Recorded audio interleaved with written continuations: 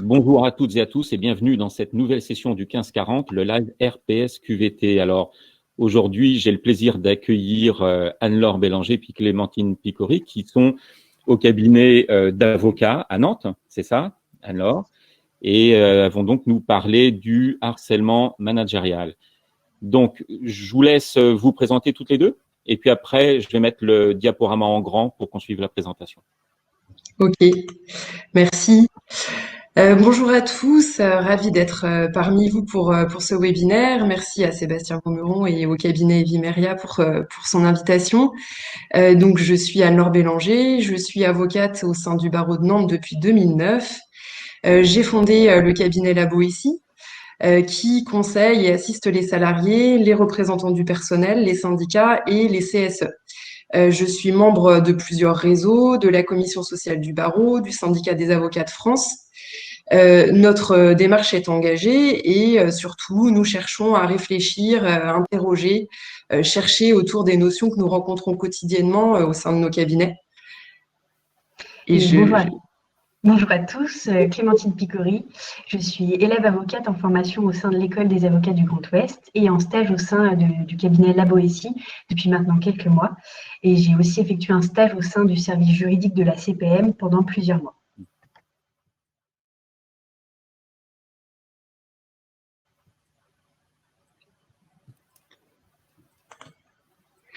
Alors, un petit aperçu de notre intervention qui démarre maintenant, et puis un petit point introductif, si vous nous le permettez. On vous propose d'aborder, je dirais, la délicate question du harcèlement managérial lors de la présente session. On va essayer de définir ce qu'est le harcèlement managérial, de le comprendre, de vous donner des outils d'appréhension en espérant mieux le combattre. Plus nous serons nombreux à l'appréhender et plus nous pouvons espérer lutter contre cette forme de harcèlement qui fait beaucoup de dégâts. Je commencerai cette présentation en empruntant les mots de la philosophe Hannah Arendt qui notamment a évoqué le fait que c'est dans le vide de la pensée que s'inscrit le mal, issu de son ouvrage sur l'origine du totalitarisme. Je vous la livre car le vide de la pensée est un argument souvent opposé face au harcèlement organisationnel, souvent plaidé dans l'idée que l'organisation du travail n'aurait pas pensé à mal. Mais si l'absence d'intention de faire du mal n'est pas un refuge éthiquement entendable, surtout juridiquement, il n'est pas véritablement valable. Ce système de défense, celui selon lequel les dirigeants n'auraient jamais pensé à mal, a été celui retenu par la défense dans le cadre du procès France Télécom en 2019. Mais vu l'ampleur des dégâts et la gravité des accusations, c'est un système de défense qui n'a pas tenu. En l'occurrence, le vide de la pensée, à notre sens, se traduit par le fait que les dirigeants de la société France Télécom ne pouvaient pas ignorer que la suppression de 22 000 postes en 2 ans, tout en refusant de faire des plans de licenciement économique qui étaient jugés trop coûteux, puisse se faire sans casse humaine.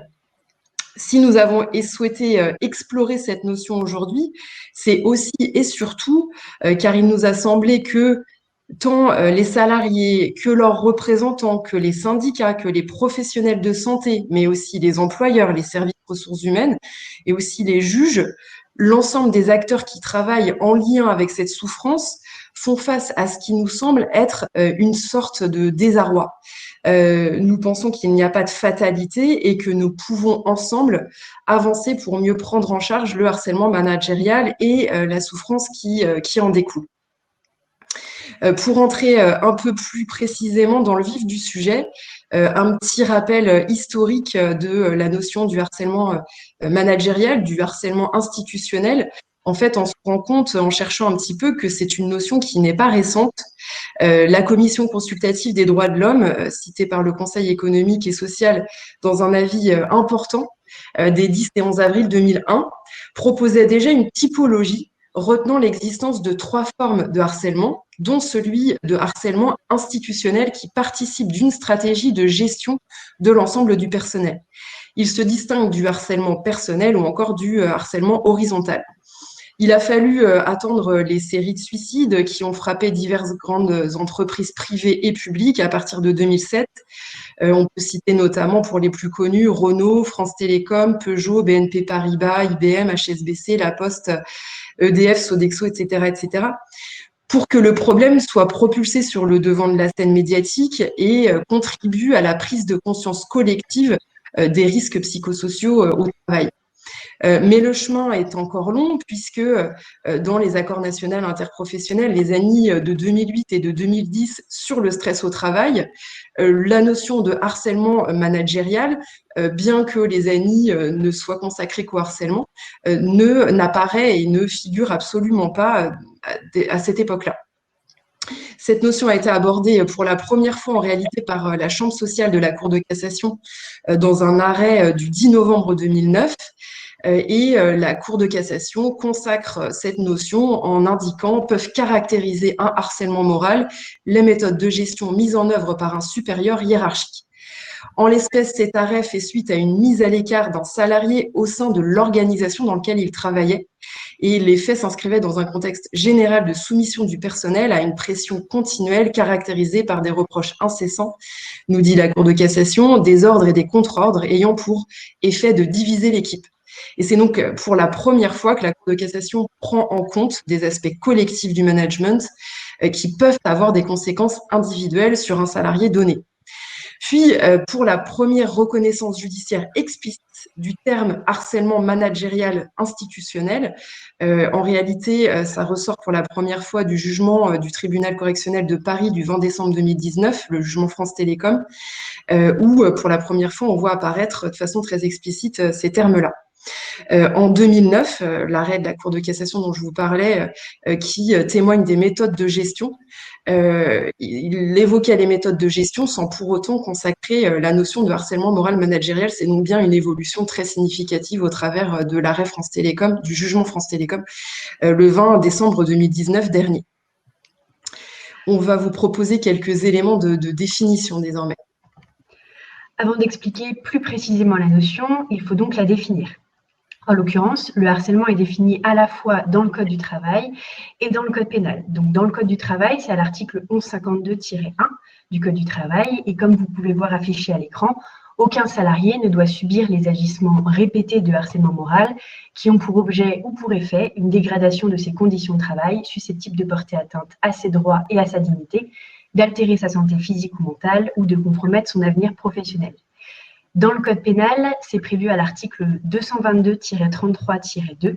La définition ressemble à celle issue du Code du travail, mais il est ici directement fait mention de la peine d'emprisonnement et d'amende qui sont encourues si le chef de harcèlement est caractérisé, comme vous pouvez le voir sur la présentation qui est diffusée.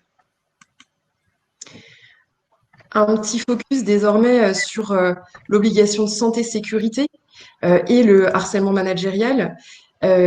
Il convient de rappeler de manière plus générale que l'employeur a une obligation de santé-sécurité à l'égard de ses salariés. Ça découle de l'article L4121 du Code du travail qui prévoit que l'employeur prend les mesures nécessaires pour assurer la sécurité et protéger la santé physique et mentale des travailleurs. En des termes plus clairs, l'employeur a l'obligation de mettre en œuvre des moyens de prévention visant à éviter la réalisation du risque professionnel. En l'occurrence, le risque, c'est éviter une situation de harcèlement moral. Selon le rapport final du Collège d'expertise sur le suivi statistique des risques psychosociaux au travail de 2011, l'intensité de travail, le temps de travail et la mauvaise qualité des rapports sociaux, donc comme le harcèlement, constituent des facteurs de risques psychosociaux que l'employeur doit s'efforcer de prévenir. Et si l'employeur est défaillant dans la prévention des risques psychosociaux, la Cour considère qu'il manque à son obligation de santé et de sécurité. C'est notamment ce qu'a considéré la Cour d'appel de Versailles en 2011. Il est très important de préciser que c'est si et seulement si l'employeur justifie avoir pris toutes les mesures prévues aux articles L4121 et suivant du Code du travail tel que nous avons visé précédemment, qu'il s'exonère de sa responsabilité au titre de l'obligation de santé et de sécurité. Ça a été très récemment rappelé par la Cour de cassation en février dernier. La Cour a expliqué qu'en statuant ainsi, alors que l'employeur ne pouvait s'exonérer de sa responsabilité au titre de l'obligation de sécurité, qu'en justifiant avoir pris toutes les mesures prévues par les articles L 4121-1 et L 4121-2 du Code du travail, la Cour d'appel a violé les textes susvisés. Un employeur qui ne prend pas toutes les mesures pour éviter une situation de harcèlement au sein de son entreprise est donc susceptible de se faire condamner au titre de son obligation de santé et de sécurité car il aura été défaillant dans la prévention du risque. Maintenant, on vous propose un petit focus sur la notion de harcèlement managérial dans la notion du harcèlement moral. Un petit focus sur les différents types de harcèlement moral. On en distingue souvent et de façon assez classique 3. Le harcèlement moral institutionnel managérial qui nous occupe aujourd'hui et donc qui consiste à parler des techniques de management. C'est un harcèlement structurel issu d'une stratégie de l'entreprise. Le procès France Télécom en est la parfaite illustration. C'est la première fois, comme j'indiquais tout à l'heure, qu'un tribunal reconnaît le harcèlement institutionnalisé ou systématique de manière explicite. À côté de ça, nous n'en parlerons pas aujourd'hui, mais on peut évoquer le harcèlement moral personnel à l'encontre d'un ou plusieurs salariés précisément visés, ou encore le harcèlement transversal entre groupes de salariés. La spécificité du harcèlement managérial dans le harcèlement moral, et la raison pour laquelle on souhaitait parler de cette notion-là aujourd'hui, c'est que le harcèlement managérial constitue une forme de harcèlement moral qui dépasse la limite de l'exécution du pouvoir de direction de l'employeur. Pour qu'il y ait harcèlement managérial, il faut qualifier un harcèlement moral tel qu'on a pu l'indiquer tout à l'heure, mais ce qui est nouveau, c'est la caractérisation du harcèlement moral par les méthodes de gestion plutôt que par des agissements ciblés destinés à nuire à un salarié. La Cour souligne que de telles méthodes démontrent le harcèlement moral de la part du supérieur hiérarchique, quand bien même l'employeur aurait pu prendre des dispositions en vue de les faire cesser. La reconnaissance d'une forme managériale de harcèlement moral a permis d'échapper à une conception purement individuelle du phénomène, au sens où le harcèlement moral supposerait qu'une ou plusieurs victimes, nommément identifiées, soient traitées différemment des autres salariés. On est en réalité au cœur même de la notion d'intention. Pour les juges répressifs dans l'arrêt France Télécom, la caractérisation d'un harcèlement moral dit institutionnel exige de démontrer que les agissements 1 procèdent d'une politique d'entreprise ayant pour but de structurer le travail de toute ou partie d'une collectivité d'agents en la mettant en œuvre. 2, sont porteurs par leur répétition de façon latente ou concrète d'une dégradation potentielle ou effective des conditions de travail de cette collectivité. Troisièmement, outrepasse les limites du pouvoir de direction. Et quatrièmement, la preuve de l'appartenance d'une victime dénommée à la collectivité visée par la politique d'entreprise harcelante ne s'impose que lorsque cette victime demande réparation des dommages causés par le harcèlement moral institutionnel. Pour savoir s'il y a harcèlement organisationnel, il faut savoir différencier les actes managériaux indispensables à la survie de l'entreprise et de l'autre côté, l'infraction pénale de harcèlement moral constituée par une politique d'entreprise et d'organisation du travail, selon les mots du procureur de la République dans le procès France Télécom. Récemment, en mars dernier, et cette fois-ci pour un focus plus social, Chambre sociale, Cour de cassation, donc très récent, c'est un arrêt qui date du 3 mars 2021, la Chambre sociale a eu l'occasion de reconnaître des faits de harcèlement dans les techniques managériales exercées par la société qui était visée. Elle a censuré la décision de la Cour d'appel qui avait écarté le harcèlement managérial car elle estimait la qualification du harcèlement trop générale. Et la Cour d'appel estimait que les méthodes de gestion et les agissements de harcèlement moral collectif dénoncés ne s'étaient pas manifestés personnellement pour le salarié déterminé qui s'en prévalait. Et là, c'est intéressant, la Cour de cassation casse cette vision du harcèlement et vient censurer ce raisonnement en précisant qu'en se déterminant ainsi par des motifs inopérants, alors qu'elle avait relevé que plusieurs salariés témoignaient d'une part de pression en matière d'objectifs imposés aux directeurs de projet, aux responsables de projet, aux chargés de terrain, aux superviseurs et aux téléconseillers par une organisation très hiérarchisée du directeur de site et qui se traduisait par une surveillance des prestations décrites comme du flicage et d'autre part d'une analyse de leurs prestations qu'ils ressentaient comme une souffrance au travail, la Cour d'appel a privé sa décision de base légale. La Cour de cassation retient l'existence du harcèlement moral et casse le raisonnement de la Cour d'appel. Il faut donc bien comprendre que le harcèlement managérial est caractérisé par l'absence de ciblage d'un salarié en particulier. Ce sont les techniques de management qui posent question, non pas en ce qu'elles s'appliquent à un salarié, mais à toute une organisation du travail. Le harcèlement managérial invite à sortir des seules relations interpersonnelles pour se concentrer sur les techniques en tant que telles. Il y a donc un changement de politique managériale qui se cristallise à un moment précis, permettant de caractériser un avant et un après, et de mettre en lumière la dégradation tant des conditions de travail que de la santé. Il s'agit donc d'une abstention fautive liée à l'absence de mesures adéquates prises pour préserver ses salariés. Bien que les critères de distinction entre le harcèlement moral managérial et la gestion autoritaire semblent un peu flous, il n'en demeure pas moins que l'employeur ne doit pas rester passif face à ces situations. Il en ressort une distinction claire entre organisation pathogène harcelante et organisation pathogène stressante. Le tribunal correctionnel de Paris souligne d'ailleurs à juste titre que le harcèlement moral au travail ne saurait être confondu avec des conditions de travail pouvant être stressantes. La frontière entre harcèlement moral et réorganisation stressante peut paraître délicate à déterminer. S'il peut exister des souffrances liées à des déséquilibres ou à des désajustements de l'organisation, doivent être en revanche réprimées les politiques pathogènes, se caractérisant par une forme de déconsidération systématique d'un ou des membres de la collectivité des salariés. Ça ressort du procès France Télécom. Le développement du travail sous pression et dans l'urgence affecte profondément la nature des relations interpersonnelles. Ainsi, chacun de nous peut se trouver alternativement victime ou instigateur de la violence. Et le paradoxe est déposé dans cette double assignation du sujet. Il est celui par lequel la violence s'exerce et celui sur lequel elle s'exerce. Alors, on peut se poser la question, quel est l'objectif à prendre en considération l'origine managériale du harcèlement ? Et la réponse à cette question qu'on propose, c'est la reconnaissance de l'origine organisationnelle de la souffrance au travail oblige à la prise en compte de celle-ci de manière plus aboutie, plus globale. Ça remet en cause les pratiques d'évaluation et de prévention actuelles, essentiellement centrées sur l'individu, et nécessite des approches plus globales pour mieux prendre en compte la dimension organisationnelle de la santé au travail.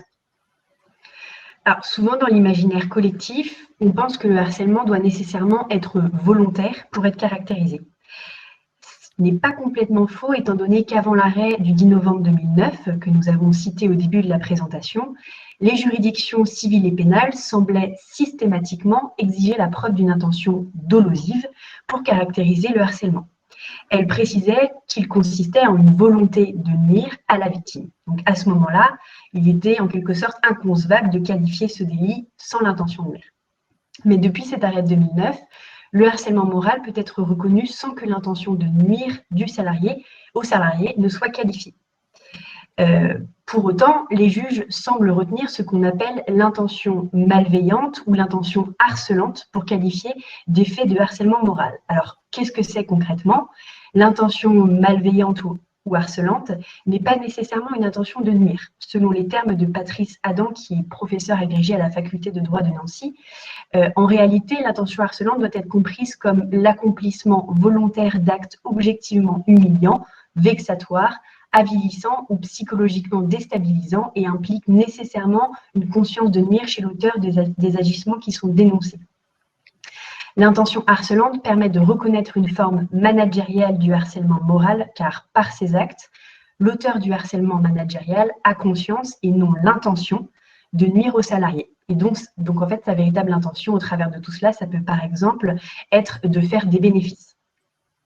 On peut donc considérer que le harcèlement managérial est une sorte de stratégie de gestion ayant des effets dévastateurs pour la dignité, la santé du salarié et ou sa carrière professionnelle.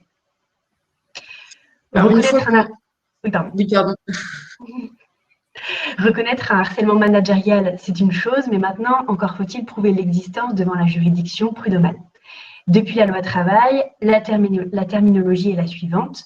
lorsque survient un litige relatif à des agissements de harcèlement moral dont il se prétend victime, le salarié présente des éléments de fait laissant supposer l'existence d'un harcèlement. Donc, comme vous pouvez le voir à l'écran, il faut donc dans un premier temps que le salarié apporte des éléments laissant supposer l'existence d'un harcèlement managérial, puis que l'employeur démontre que les faits rapportés ne sont pas constitutifs d'un harcèlement. Les éléments suivants vont pouvoir participer au faisceau d'indices rapportés par le salarié, comme surcharge de travail, modification unilatérale de ses fonctions avec une affectation, par exemple, à des tâches ne relevant pas de sa qualification, ou encore le non-paiement d'une prime de 13e mois. Maintenant qu'on a abordé cette question de la preuve, quelques éléments qui ont trait aux outils de prévention et notamment des outils concrets qui sont à la disposition des institutions représentatives du personnel, ou en tout cas en lien avec les institutions représentatives du personnel. On peut parler notamment d'une enquête conjointe menée avec l'employeur qui se rattache à l'application tout simplement de l'article L 1152-4 du Code du travail qui rappelle expressément l'employeur prend toute disposition nécessaire en vue de prévenir les agissements de harcèlement moral. En cas de harcèlement moral avéré, l'employeur engage sa responsabilité civile et pénale sur le fondement de ces textes s'il n'a pas pris les mesures adéquates visant à prévenir et à faire cesser de tels agissements. L'absence notamment d'enquête interne après la révélation d'un harcèlement constitue une violation par l'employeur de son obligation de prévention des risques professionnels et qui cause un préjudice à l'intéressé, même en l'absence de harcèlement moral. C'est ce que a rappelé assez récemment la Cour de cassation dans un arrêt du 27 novembre 2019. On peut aussi citer dans les outils en lien entre représentants du personnel et direction la conclusion d'accords collectifs, imposant aux différents acteurs des limites déterminées et adaptées à l'activité et à l'organisation du travail de l'entreprise. D'ailleurs, pour éviter que l'enquête dont on vient de parler juste au-dessus soit diligentée par la seule direction sans que les représentants du personnel puissent s'investir de cette problématique soulevée, il pourrait être intéressant de conclure un accord collectif visant à délimiter à l'avance le cadre dans lequel va être menée cette enquête conjointe. Ça vise aussi, bien sûr, l'inscription au document unique de la problématique des risques psychosociaux et du harcèlement. Ça vise aussi, pourquoi pas, l'inscription à l'ordre du jour d'une réunion CSE des faits dénoncés. Ça peut être aussi l'alerte de l'employeur au travers du droit d'alerte qui oblige l'employeur à procéder immédiatement à une enquête avec les représentants du personnel. L'employeur doit prendre toutes les mesures qui permettront de faire cesser cette situation. Ça peut viser l'inspection du travail, la saisine de l'inspection du travail ou encore celle de la médecine du travail et des services de santé au travail. Le CSE peut aussi déclencher une expertise pour risque grave pour dénoncer ces faits de harcèlement et enquêter autour de cette difficulté. On peut ensuite se poser la question de savoir comment un salarié peut-il lui-même lutter contre le harcèlement managérial et quels outils sont à sa disposition. D'abord, il est important qu'il dénonce les faits de harcèlement subis, soit en alertant lui-même l'employeur, soit via les représentants du personnel. Et dans le cadre de son obligation de santé et de sécurité, l'employeur est censé déclencher une enquête auprès des services RH et des représentants du personnel. Les représentants du personnel doivent s'emparer à tout prix de cet outil. On remarque en ce moment trop souvent que les représentants du personnel n'y sont pas forcément associés, ce qui s'avère être assez problématique étant donné que l'employeur devient à la fois juge et partie. Le salarié a également la possibilité, comme on l'a dit, d'associer à sa démarche la médecine du travail et l'inspection du travail. S'il est en danger grave et imminent ou que les manquements de son employeur sont tels que la relation de travail ne peut plus se poursuivre, il peut effectuer un droit de retrait ou encore demander la résiliation judiciaire de son contrat de travail ou faire une prise d'acte. Mais concernant ces deux dernières options, ce sont des outils à manipuler avec grande précaution, avec les conseils d'une personne avisée, car ils ont pour objectif de rompre le contrat de travail du salarié. Quelques éléments maintenant qui concernent les sanctions, puisque ça fait partie aussi de la question. Le harcèlement managérial étant une forme de harcèlement moral, les sanctions encourues sont celles applicables au harcèlement moral. Donc, au sein de l'entreprise, la personne harcelante qui a des fonctions managériales encourt une sanction disciplinaire pouvant aller jusqu'au licenciement. Si un contentieux prud'homal est engagé par le salarié, plusieurs sanctions peuvent être prononcées. D'abord, si le salarié qui a été victime de harcèlement a été licencié ou juste sanctionné, le Conseil de prud'homme pourra prononcer la nullité de la mesure. Sachant que si le salarié est licencié pour inaptitude, il lui est possible de demander la nullité de son licenciement en prouvant que l'inaptitude trouve son origine dans les manquements graves de l'employeur, en l'occurrence dans les faits de harcèlement managérial qui ont été commis. Le salarié pourra également obtenir réparation des préjudices subis par l'octroi de dommages et intérêts. Plus largement encore, le salarié peut demander la prise en charge d'un accident du travail, par exemple s'il y a eu un suicide au travail, ou d'une maladie professionnelle si le harcèlement a causé un syndrome dépressif, pour à terme engager une action en reconnaissance de la faute inexcusable de l'employeur qui permettra notamment de majorer une rente. Très rapidement, du point de vue pénal, l'employeur et la société peuvent encourir des peines privatives de liberté pouvant aller jusqu'à 2 ans d'emprisonnement et une peine d'amende qui peut se chiffrer jusqu'à 30 000 €. Il y a aussi d'autres conséquences, notamment des conséquences économiques, donc par la médiatisation sur les réseaux sociaux de pratiques managériales harcelantes. On a encore récemment vu ce que cela pouvait engendrer d'un point de vue économique pour les entreprises avec le hashtag Balance ta startup pour l'entreprise Louis-tu. Donc pour revenir un petit peu sur le contexte, des salariés ont dénoncé des faits semblant être caractéristiques de harcèlement. La startup a en fait perdu plus de 67 000 abonnés sur Instagram en l'espace d'une semaine, alors qu'une grande partie de sa communication se fait justement sur les réseaux sociaux. Et l'impact a été d'autant plus fort que, selon des informations du magazine Stratégie, une journée sans publication Instagram réduirait de 20% le chiffre d'affaires de la marque Louis-tu. Pour revenir sur le contentieux prud'homal ou le contentieux pénal et l'articulation entre les deux, on peut dire succinctement que du point de vue du contentieux prud'homal, la charge de la preuve est aménagée pour le harcèlement moral. En réalité, elle est facilitée. Il faut prouver des éléments de fait qui, pris dans leur ensemble, laissent supposer l'existence d'un harcèlement. La preuve ne repose pas spécialement sur le salarié, elle est partagée avec l'employeur. Le harcèlement est constitué indépendamment de l'intention de son auteur, comme on l'a indiqué tout à l'heure, et nous citons la Cour de cassation, donc dans son arrêt du 10 novembre 2009, repris depuis, et l'abandon de l'intention de nuire qui peut désormais permettre de reconnaître le harcèlement managérial et institutionnel. Le contentieux pénal, très succinctement, pour ce qui le concerne, cette fois-ci prévoit une combinaison de l'interprétation stricte des textes par rapport à des garanties constitutionnelles de présomption d'innocence qui rendent les choses plus difficiles dans la preuve du harcèlement moral. Pour ce qui concerne l'action civile, elle permet à la victime d'obtenir réparation de son préjudice devant le Conseil de prud'homme en réclamant des dommages et intérêts face à son employeur. L'action pénale permet, elle, d'obtenir, quant à elle, la condamnation de la personne coupable des agissements fautifs et des dommages et intérêts devant le tribunal correctionnel. Le chef de harcèlement moral peut-il se transformer en chef d'homicide involontaire lorsque la conséquence des pratiques managériales est le suicide du salarié? Alors justement, on peut se poser cette question, pourquoi engager un contentieux pénal pour harcèlement moral et non pour homicide involontaire lorsque le salarié est décédé par voie d'autolyse? Il faut savoir que contrairement au harcèlement moral, le chef d'homicide involontaire suppose la démonstration d'un lien de causalité certain, même non exclusif, entre la faute reprochée à la personne et le dommage. Et en l'occurrence, les juges d'instruction dans le procès France Télécom ont considéré que ce lien de causalité était difficile à démontrer dans les décès par autolyse, le suicide étant analysé comme un fait multifactoriel.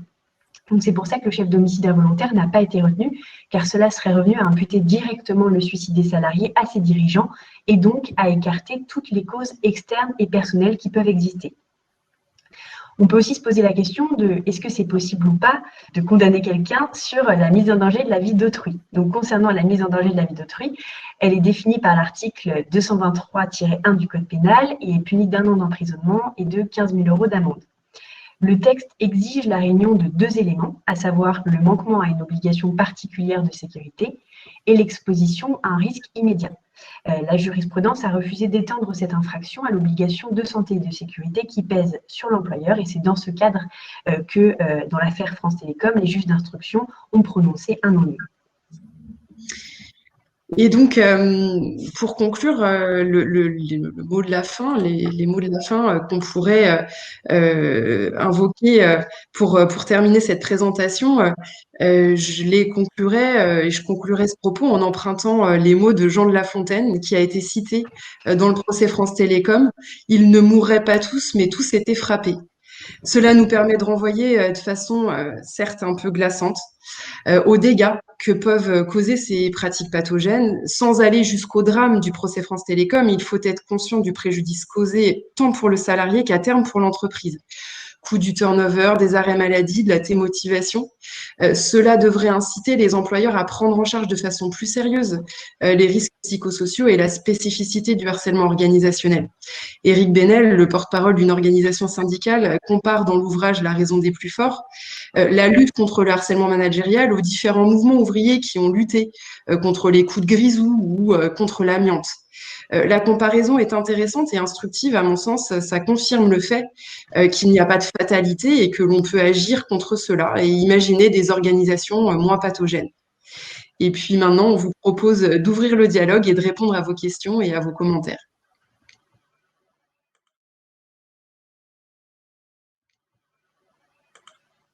Merci beaucoup Anne-Laure et puis Clémentine pour cet exposé qui est un large exposé sur la question. Donc maintenant, on a effectivement la partie des questions des participants. Alors, vous pouvez poser vos questions dans la rubrique questions, s'il vous plaît, de manière à ce que ça soit plus facile à traiter.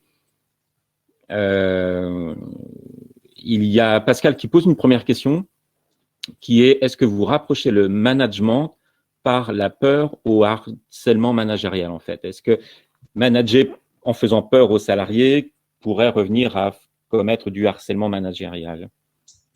Je remercie Pascal pour cette question parce qu'elle elle est intéressante et la réponse est clairement oui, puisque ce sont les mots, si ce n'est du tribunal correctionnel ou de la Cour de cassation, sont des mots qui sont repris par les juges, le management par la peur, dans la qualification du harcèlement organisationnel. Ça fait entièrement partie de ce qui est visé dans la question du harcèlement managérial. Ouais. D'accord. D'accord. Catherine demande aussi en quoi le harcèlement institutionnel fait-il jurisprudence? Est-ce que vous avez des éléments très précis sur ça ou c'est quelque chose que vous pourriez fournir après? Oui, oui, enfin, c'est les arrêts dont on a parlé au travers de l'exposé qui a précédé la réponse aux questions. Ce sont différentes jurisprudences. Alors, suivant qu'on se place devant le tribunal correctionnel ou la chambre criminelle pour la partie pénale ou devant la chambre sociale pour la Cour de cassation. Mais on a donc, depuis 2009, par la chambre sociale de la Cour de cassation, tout un tas d'arrêts entre 2009 et là, comme on l'indiquait, 3 mars 2021, qui viennent régulièrement rappeler ce qu'est le harcèlement managérial et l'organisation du travail qui est visée au travers de ça. Et de l'autre côté, l'organisation pathogène visée par les juridictions répressives. Donc oui, on a tout un tas de jurisprudence qui encercle cette notion et qu'on pourra livrer sans aucune difficulté aux personnes qui seraient intéressées par les références précises des arrêts et des jurisprudences en question. Ouais. D'accord. En fait, vous avez évoqué l'obligation de l'employeur de prévenir ces éléments-là. Et je me demandais comment c'était en prévention primaire ou secondaire ou tertiaire. Comment on peut agir dans une entreprise?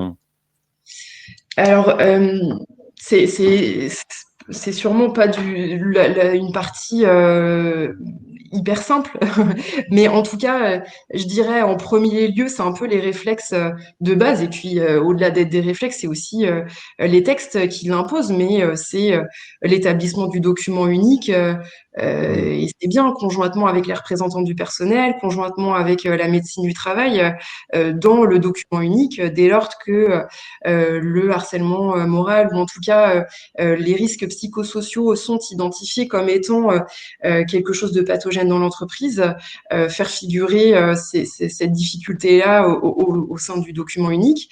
C'est aussi dans la rédaction du règlement intérieur, au minimum, les textes qui doivent figurer sur la prévention et la lutte contre le harcèlement moral. Donc ça, c'est un peu l'obligation légale.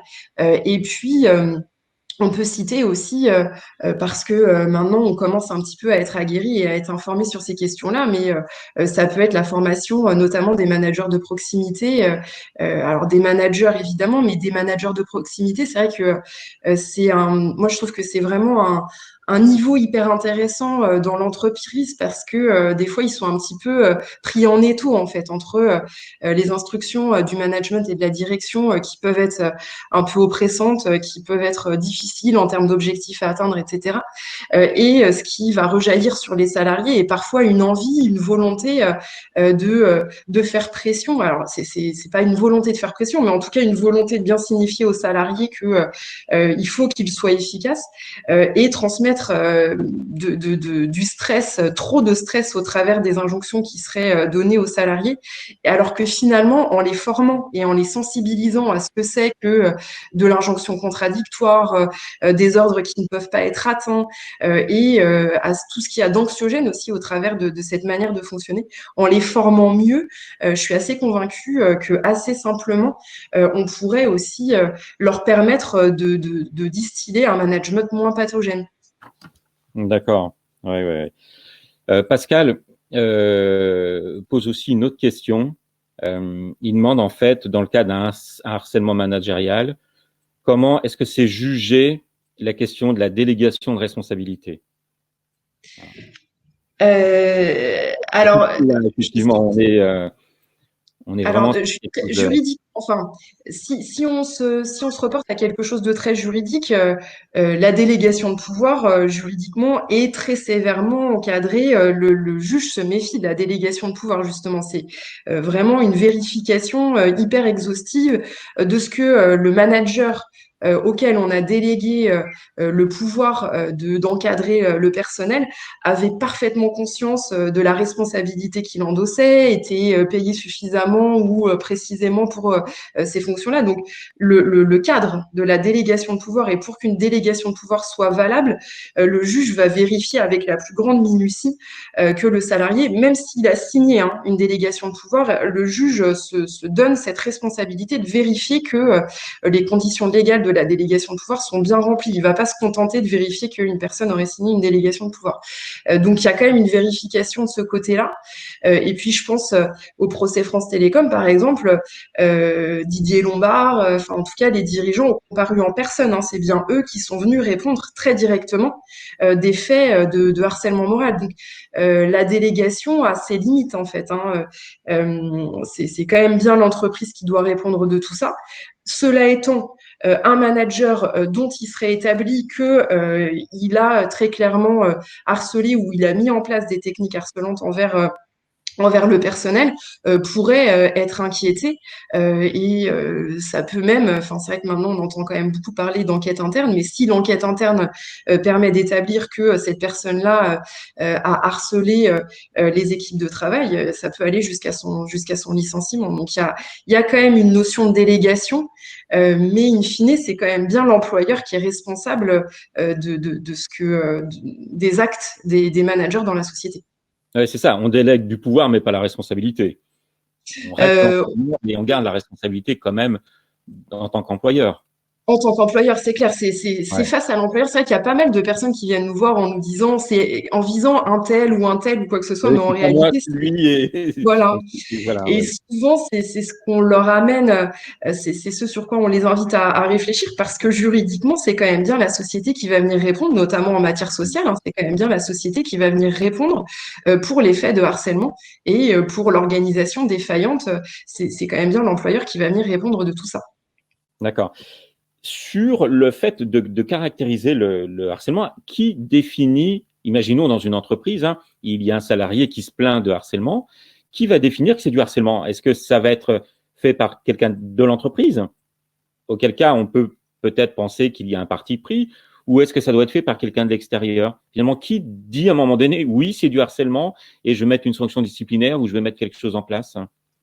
Ça, c'est un peu l'écueil, parce qu'en fait, on se rend compte que dans la notion de harcèlement moral, vous pourrez demander à 50 interlocuteurs et même qui sont aguerris en matière de droit du travail. Alors oui, ils vont vous parler de la définition telle que prévue dans le Code du travail. Et puis quand on s'en écarte un petit peu, chacun va avoir sa définition en réalité du harcèlement. Et en général, elle va être assez différente suivant qu'on se positionne plutôt côté employeur ou plutôt côté salarié. Donc, je dirais que en tout premier lieu, c'est quand même bien le juge qui peut dire si on est en matière, si on est dans une situation qui relève de la qualification juridique du harcèlement moral, mais parce qu'on ne peut pas toujours passer devant le juge non plus. C'est vrai qu'on en entend beaucoup parler en ce moment. Il y a ces enquêtes internes qui se mettent un peu en place, c'est-à-dire que appuyé par la jurisprudence quand même, enfin par les textes et puis par la jurisprudence, en ce moment, on sent que la Cour de cassation tend à impulser cette idée que, au minimum, l'employeur doit mettre en place une enquête dès lors que les faits de harcèlement sont dénoncés soit par le salarié, soit par les représentants du personnel. Donc il y a cette enquête interne qui doit se mettre en place et sur le cadre de cette enquête interne, c'est un peu une difficulté quand même à laquelle on fait face en ce moment, il y a une absence de cadre fixé pour cette enquête. Nous, c'est sûr, on aurait on a une volonté d'aller dans le sens d'un cadre qui pourrait être posé sur cette enquête, qui permette une certaine objectivité, une certaine neutralité. Mais à l'heure actuelle, si l'employeur veut enquêter presque seul, il peut presque le faire. Cela étant, je les alerte et je les invite aujourd'hui, parce que c'est un peu aussi un moment pour le faire, sur la nécessité de le faire avec les représentants du personnel et avec la médecine du travail. Je crois qu'un employeur peut pas sérieusement imaginer pouvoir faire tout seul avec cet écueil d'être jugé parti et avec le risque derrière, même si lui est persuadé de bien faire, que le juge vienne lui taper sur les doigts en lui disant c'était pas suffisant ce que vous avez fait, ça n'a pas été suffisamment objectif, vous avez indiqué qu'il n'y avait pas de faits constitutifs de harcèlement, mais nous on estime pour autant que ces faits sont constitués. Donc pour qu'ils puissent prendre du recul, je les invite vraiment à travailler sincèrement avec les représentants du personnel et avec la médecine du travail, qui me semblent des interlocuteurs incontournables. Oui, évidemment, oui. Alors, une question sur peut-être un point qui est un peu délicat, c'est délicat à bien délimiter, c'est la différence entre le droit à manager, finalement à diriger le travail, et puis ce qui pourrait virer dans du harcèlement. Quelqu'un qui est en dessous des attendus en productivité, sans qu'il soit des objectifs inatteignables, mais quelqu'un pour diverses raisons qui serait en dessous. Finalement, si on insiste, qu'on lui demande régulièrement où il en est et comment ça avance et peut-être d'aller plus vite. Et je rappelle, sans forcément demander des choses tout à fait infaisables, est-ce qu'on vire dans le harcèlement ou est-ce qu'on est encore dans le rôle de management? C'est hyper délicat, c'est souvent ce qui nous est opposé, c'est-à-dire que nous, on plaide harcèlement et en face, on nous dit, mais pouvoir de direction. Donc, on a ces deux-là qui viennent s'affronter, qui viennent rivaliser. Alors, je dirais que le premier critère, c'est des personnes qui commenceraient à venir témoigner de la souffrance qu'ils ressentent par rapport à cette forme de management. C'est vrai que parfois, les employeurs ont cette tentation de se dire que la personne qui dénonce la souffrance qu'elle subit est un peu un empêcheur de tourner en rond, quelqu'un qui est casse-pied, quelqu'un qui serait trop sensible. C'est les mots d'une psychologue du travail que je lisais sur les réseaux sociaux qui disait « Est-ce qu'on peut pas considérer ces personnes-là peut-être un peu plus comme des sentinelles de quelque chose qui manifestement quand même présente une difficulté plus que l'empêcheur de tourner en rond. » Donc, un des premiers critères, et peut-être quelque chose qui se voit, c'est quand on est interpellé en tant qu'employeur sur une souffrance qui serait ressentie du côté des salariés, mais le pouvoir de direction ne pose pas de difficulté, c'est une prérogative de l'employeur. Il a ce droit et surtout cette obligation aussi d'encadrer le travail des salariés. Mais je dirais la limite à ne pas dépasser, c'est que le salarié n'ait pas sa santé dégradée et ne voit pas ses conditions de travail dégradées du fait de ces ordres qui seraient donnés par l'employeur. Oui, mais c'est pas quand même quelque chose de différent. D'un côté, le harcèlement, ce sont des actes, des faits. Ouais. Et puis, la souffrance, c'est très subjectif. Dans une même situation, on prend 5 personnes dans une même situation, une peut se sentir en souffrance et pas les autres. Alors, si on définit la notion de harcèlement à partir du moment où il y a de la souffrance, c'est quand même très subjectif et c'est basé sur des ressentis. On n'est plus sur de l'objectivité de faits, d'actes concrets.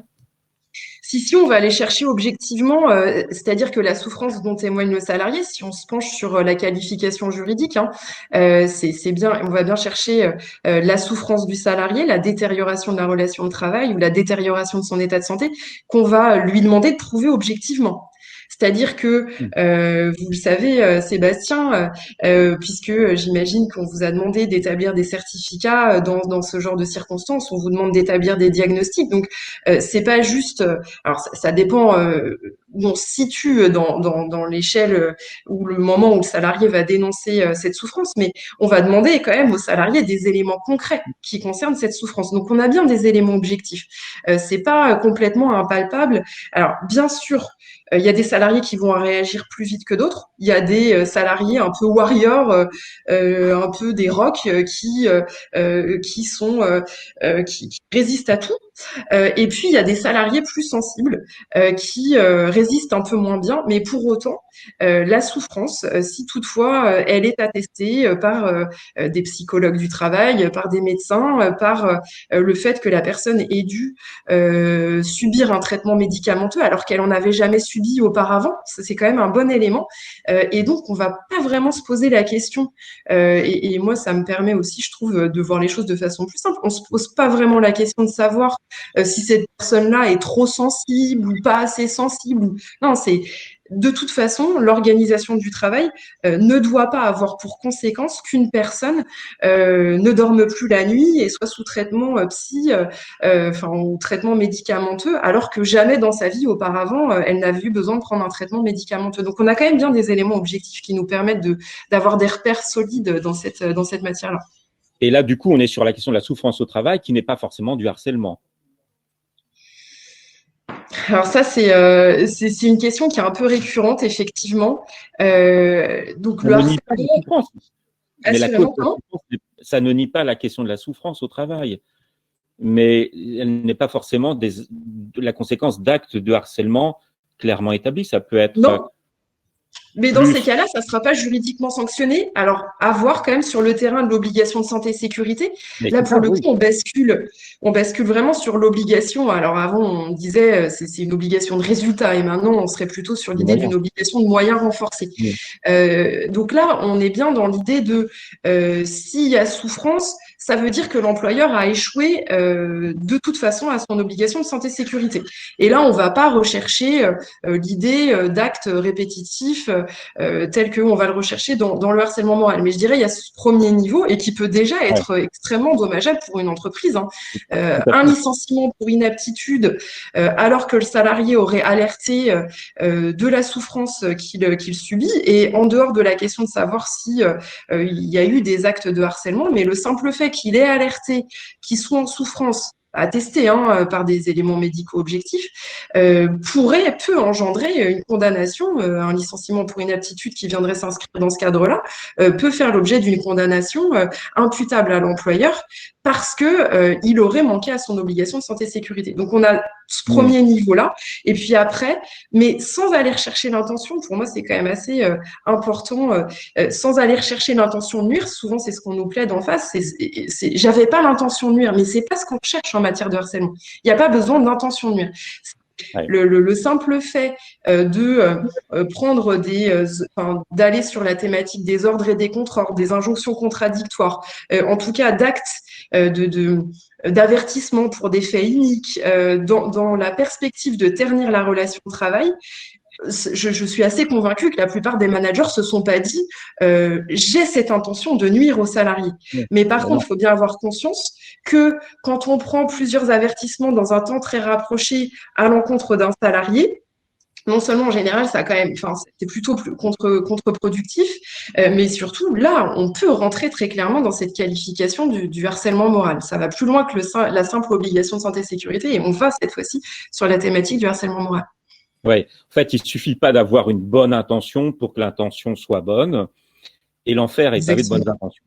Exactement, c'est ce que je répondais à un de mes contradicteurs il n'y a pas très longtemps qui allait sur ce terrain des bonnes intentions et je lui répondais exactement ça. L'enfer est pavé de bonnes intentions. Donc on peut pas, et puis c'est très subjectif en fait.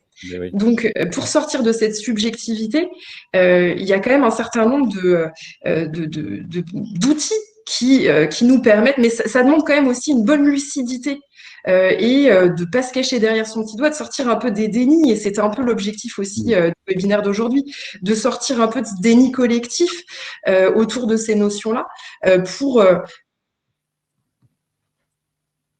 Ah, il y a un problème de connexion. On vous a perdu. Est-ce que vous m'entendez? On vous entend, mais moi, j'ai l'image figée. J'ai eu un petit problème de connexion. Donc, continuez allô, avec… Allô. Oui, on vous entend. Vous nous entendez? M'entendez-vous?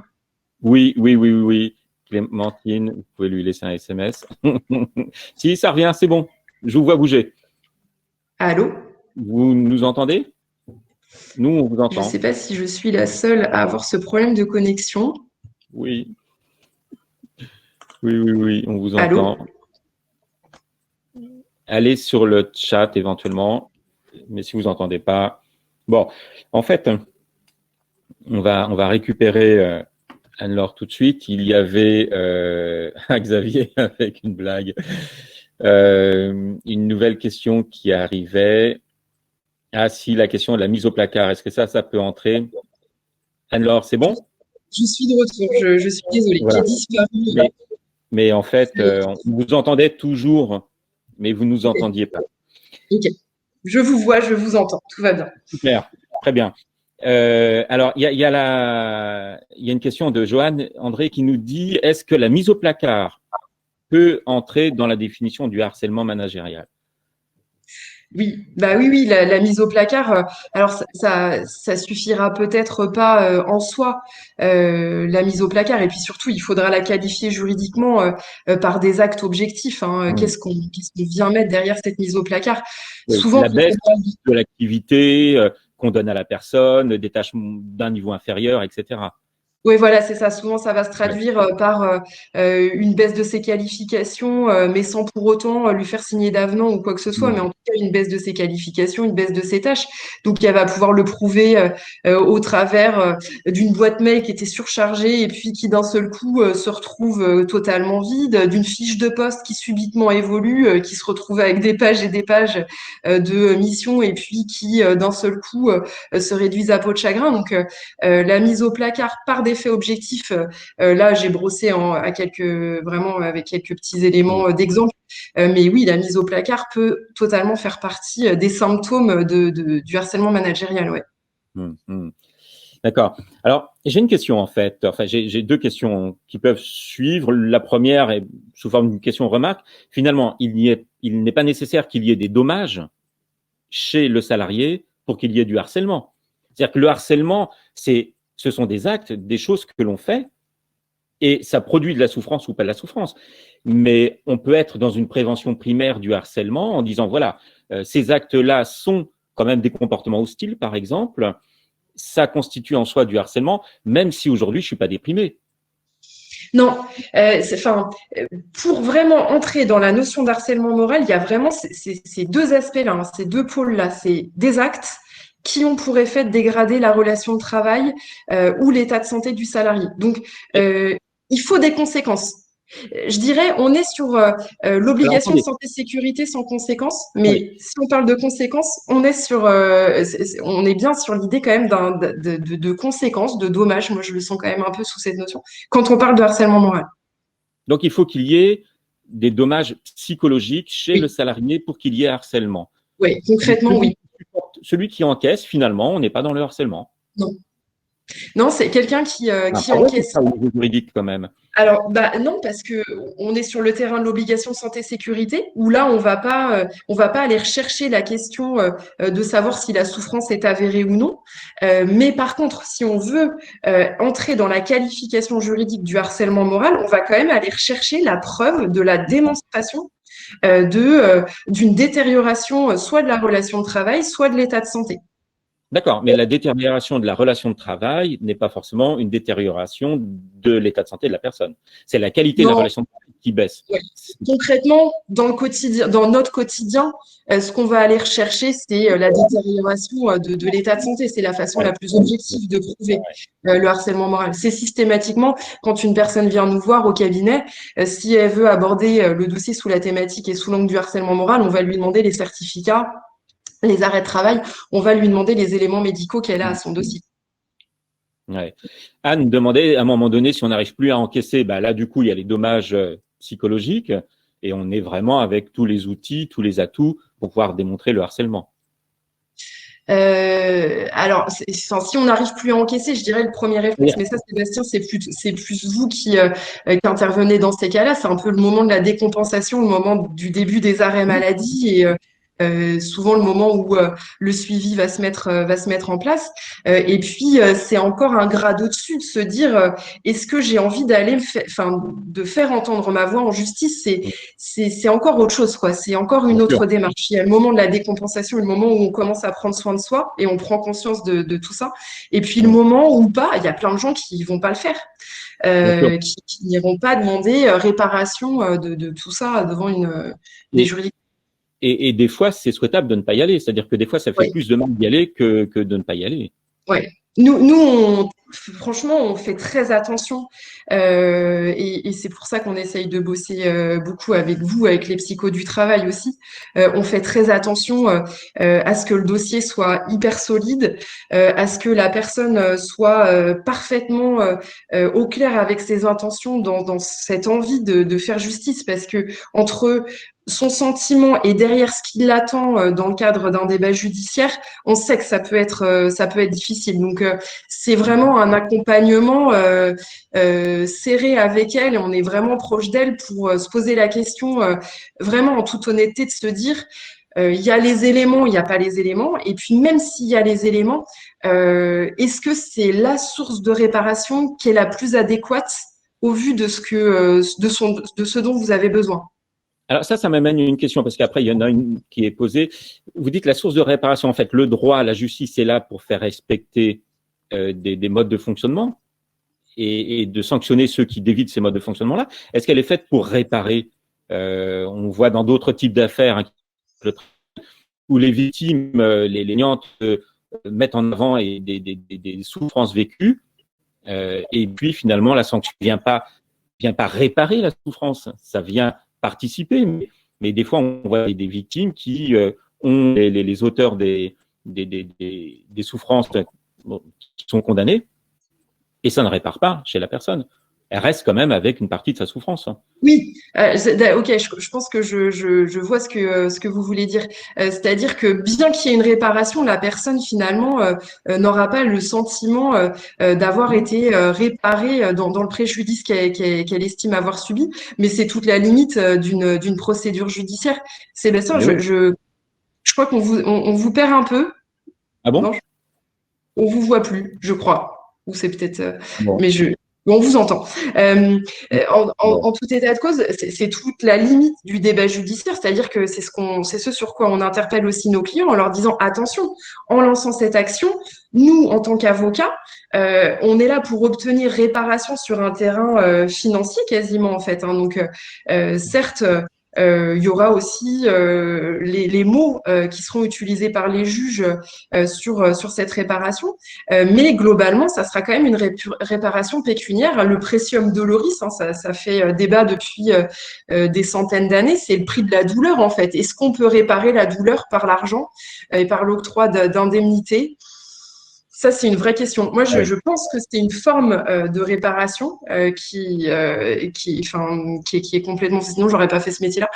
C'est une forme de réparation qui est importante, mais est-ce qu'elle est exclusive et suffisante? Sûrement non. Oui, je suis d'accord avec vous, ouais, en effet. Il y a Catherine qui demande, est-ce que le manque d'objectifs donné à un salarié, est-ce que le manque d'orientation sont des actes de harcèlement? Et ça amène la question du bore-out. Hein. On a vu des cas comme ça de salariés, vous disiez tout à l'heure, à qui on retire des missions. Finalement, ils se retrouvent à ne rien faire. Et il y a eu des enquêtes qui montraient que dans certains services d'entreprises ou de fonctions territoriales, des gens arrivaient le lundi matin, à 11h, ils avaient fini le travail de la semaine. Donc, il y a de l'ennui au travail qui peut amener une vraie souffrance aussi terrible que le burn-out, quand il y a trop de travail. est-ce que ça peut constituer des actes de harcèlement? C'est vrai que on en parle de plus en plus, le bore-out, finalement, qui produit des effets parfois aussi dévastateurs que le burn-out. C'est cette question de la charge de travail. Est-ce que aujourd'hui la charge de travail est adaptée à la bonne santé des salariés? Enfin, c'est une vraie question qu'on se pose. Et en réalité, ça peut constituer des actes constitutifs de harcèlement de la même manière qu'une surcharge de travail. Alors, il va falloir venir la qualifier juridiquement, hein. Il va falloir venir qualifier cette sous-charge de travail. On va venir comparer aussi. Est-ce que subitement, en effet, vous aviez une charge de travail tout à fait normale et alors subitement vous disparaissez de l'organigramme, vous disparaissez, vous savez, de la liste des numéros de téléphone, votre nom disparaît de la liste, vous ne recevez plus de mails, vous n'avez plus d'entretien annuel. Enfin, moi, c'est des choses que je vois, qu'on constate au sein du cabinet, des personnes à qui subitement on fixe plus d'objectifs et pour lesquels on ne fixe plus de date d'entretien annuel. Oui, là, clairement, ça va venir, a priori, en tout cas, pouvoir corroborer l'idée qu'il y a bien eu cette volonté d'aller vers une rupture du contrat de travail ou de pousser le salarié à quitter l'entreprise. Ouais. Ouais. Alors, j'ai une dernière question personnelle, personnelle, c'est moi qui la pose en tout cas. Est-ce qu'on fait une différence entre l'appréciation dans le cadre d'une TPE, l'appréciation des questions de harcèlement dans le cadre d'une TPE où finalement le chef d'entreprise, c'est quelqu'un qui n'a pas forcément une formation management et par exemple, c'était un bon artisan et puis il embauche, il a 8 salariés et puis une grosse PME ou un grand groupe où là vraiment il y a des gens qui sont formés. Est-ce que les juges ont une certaine forme de clémence vis-à-vis de… Finalement, on parlait de la question des bonnes intentions, mais là, c'est quasiment de l'ignorance, en fait. Alors, nul n'est censé ignorer la loi. Évidemment, mais tout le monde ne fait pas un master en droit non plus. C'est compliqué. Oui, alors c'est compliqué, mais en tout cas, pour répondre à votre question, juridiquement, non, on ne fait pas de différence entre une TPE et une grosse société. Il n'y a pas un article sur le harcèlement moral pour les petites entreprises et un article sur le harcèlement moral pour les grosses entreprises. Maintenant, c'est clair que dans l'appréciation du juge, notamment du conseil de prud'homme en première instance, ce sont des juges non professionnels qui sont eux-mêmes employeurs ou eux-mêmes salariés. C'est évident que pour une petite structure sans RH, sans service RH dans l'entreprise, dans l'organisation de l'entreprise, sûrement il y aura plus de tolérance dans l'attitude de l'employeur que dans une grosse société. La question du harcèlement managérial, elle a quand même plutôt trait à des grosses organisations, à des moyennes et des grosses organisations. Cette organisation du travail qui génère de la souffrance en tant que telle, cette politique managériale qui génère de la souffrance, c'est quand même plutôt quelque chose qui a trait dans des grosses structures. Maintenant, ça arrive que des petites structures, dans des petites structures, on fasse face malgré tout à des actes de harcèlement. Je pense notamment peut-être à des petites structures qui auraient des gros problèmes économiques et qui plutôt que d'affronter cette difficulté économique et de se poser la question avec l'expert comptable en disant voilà, il faut qu'on baisse la charge sociale, plutôt que d'aborder sans déni avec la plus grande lucidité la question, va se dire bon, celui-là, je vais essayer de le pousser à la rupture. Dans ce genre de cas, non, le harcèlement moral, il pourra aussi être retenu envers la petite structure ça a un coût, mais qui a tout lieu aussi de se faire accompagner d'avocats, de conseils extérieurs, sans avoir un service ressources humaines, mais qui vont pouvoir aider à prévenir, assister ces petites structures. La médecine du travail, les services de santé au travail, ils vont intervenir même dans les petites structures aux côtés des employeurs pour les aider à se dépatouiller de ce genre de situation. Ouais. Et Catherine revenait sur sa question avec le fait de donner pas assez de travail à quelqu'un, est-ce que ça peut constituer une forme de harcèlement? Elle me pose la question finalement de la question de formation, de la formation des managers. Peut-être qu'il y a, dans certains cas où il y a du harcèlement, c'est plutôt un manque de formation que de réelle intention de nuire. Ah oui, oui, mais j'en suis assez convaincue. Enfin, nous, moi, j'en ai reçu là dernièrement des managers de proximité qui ont été licenciés parce que une enquête avait révélé que bah, ils avaient commis des actes de harcèlement et qui, de façon hyper franche, me disent, mais je me rendais pas compte, je me suis pas rendu compte. J'ai pas été alertée. J'avais des super bons résultats, donc ma direction m'applaudissait à chaque entretien annuel. C'est vraiment le seau d'eau, quoi. C'est-à-dire que j'avais l'impression moi de manager mes équipes en faisant ça, et puis en fait, ça générait de la souffrance et je ne m'en suis pas rendu compte. Et je suis assez convaincue que des personnes comme ça, Ouais. formées à identifier la souffrance, s'en seraient rendues compte beaucoup plus tôt. Il n'y a pas un défaut là chez l'entreprise qui va au contraire encourager le manager qui a d'excellents résultats et qui à un moment donné le licencie là quand même pour harcèlement, alors que précédemment il l'encourageait et ils sont pas allés voir vraiment quelle était la nature du management, comment il obtenait ses résultats. Si, mais L'entreprise peut être mise en défaut là. ça demande si, enfin moi en tout cas c'est vraiment c'est un peu le cheval de bataille du cabinet, mais ça demande une reconnaissance du harcèlement, de la notion de harcèlement managérial qui est encore un peu méconnue et pour laquelle il faut se battre un petit peu. Et même les juridictions, je citais tout à l'heure l'arrêt de cour d'appel, en première intention ils viennent dire ah ben non ils ont pas qualifié de façon générale ce harcèlement et puis il n'y a pas une personne visée par le harcèlement qui témoigne.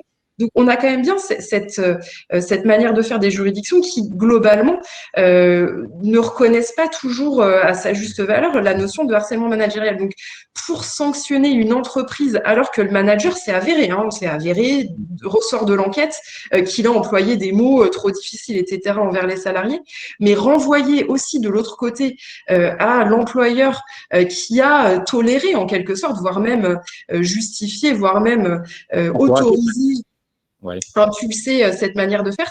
On est au cœur même de l'atome, je dirais, et du harcèlement, de la notion de harcèlement managérial, un peu méconnue, qui, à mon sens, doit être aussi mise un peu sous la lumière pour bien comprendre que l'employeur, il a aussi une double responsabilité, quoi. C'est pas juste éjecter l'élément qui, de la façon la plus proche, aurait eu des mots difficiles à l'encontre des salariés, mais c'est aussi remettre en cause toute l'organisation du travail qui aurait été défaillante dans ce cadre-là. Ben, ça amène la question de la cascade finalement. Un manager de proximité qui a des attitudes harcelantes, qui lui-même subit une pression qui est aussi du harcèlement et ainsi de suite. Mais ça demande une bonne connaissance et une reconnaissance de la notion de harcèlement managérial, qui n'est D'accord. pas gagnée d'avance. Oui, oui, oui, je vois bien, oui, oui, que c'est pas simple. D'accord. Est-ce qu'il y reste des questions? Parce qu'on va devoir s'arrêter là.